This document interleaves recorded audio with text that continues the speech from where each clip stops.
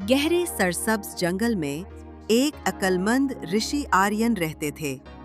उनके लंबे सफेद बाल थे और उनके चेहरे पर ऐसी मुस्कुराहट जो सबको महफूज महसूस करवाती थी। रोजाना आर्यन एक बड़े बरगद के दरख्त के नीचे बैठकर जंगल के बच्चों को मेहरबानी, फितरत और जंगल के राजों के बारे में तालीम देते। बच्चे उन्हें दिल लगाकर सुनते और उनसे बहुत मोहब्बत करते थे। एक दिन जब आर्यन बच्चों को पढ़ा रहे थे, एक कबूतर आकर उनके कंधे पर बैठ गया। कबूतर की टांग के साथ एक छोटा सा खत बंधा हुआ था। आर्यन ने नरमी से खत खोला और बच्चों को बुलंद आवाज में पढ़कर सुनाई। अक्लमंद ऋषि साहब, हमारा जंगल मुसीबत में है। कुछ अजनबी जंगली जानवर आ गए हैं जो हर तरफ खौफ फैला रहे हैं और हम पर हुकूमत कर रहे हैं। बराहे करम हमारी मदद करें। मुखलिस दूर के जंगल के रिहायशी। बच्चे हैरत ज़दा हो गए। आर्यन जान गए कि उन्हें मदद करनी होगी। उन्होंने अपना सामान बांधा और कबूतर की रहनुमाई में दूर के जंगल की तरफ रवाना हो गए।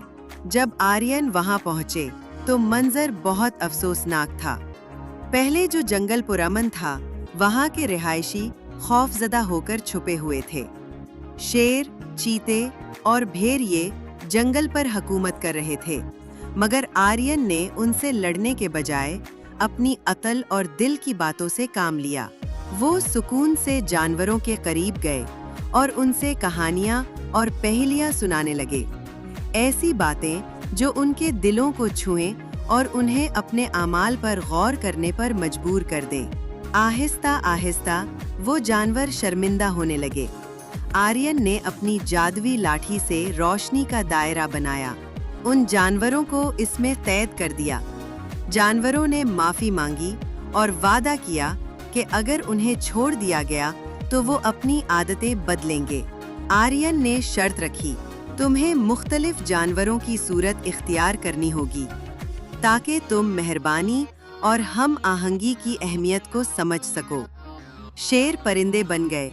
आसमानों में उड़कर ये सीखा कि आज़ादी के साथ जिम्मेदारी भी आती है।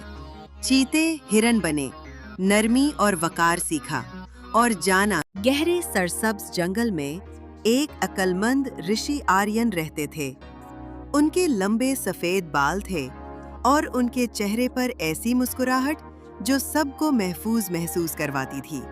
रोजाना आर्यन एक बड़े बरगद के दरख्त के नीचे बैठकर जंगल के बच्चों को